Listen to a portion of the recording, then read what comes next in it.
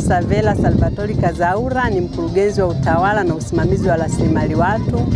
Nyuma yetu tunaona watumishi wakifanya mazoezi. Ninawashukuru sana kwa mwitikio wao wa kuweza kukubali kufanya mazoezi. Kwa sisi watumishi tulioko hapa Dodoma, huwa tunafanya mazoezi siku ya Jumanne na siku ya Alhamisi. Saa 10 jioni tunatembea kilomita kama 3, baadaye tunafanya mazoezi ya viungo. Watumishi wamekuwa na mwitikio mzuri. Natoa wito kwa taasisi zilizo chini ya wizara yetu, kwa maana Baraza la Michezo, BAKITA, BASATA, TASUBA, Chuo cha Maendeleo ya Michezo Malia, Mfuko wa Utamaduni, waweze nao kufanya mazoezi kama haya tunayofanya sisi kwa ajili ya kujenga afya zetu, mahusiano kazini na kwa ajili ya kuimarisha afya zetu.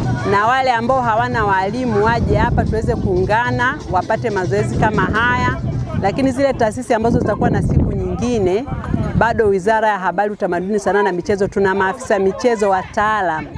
Tunaweza wakawapatia haya mazoezi kwa muda wao, wawasiliane na sisi na watapata kitu kizuri.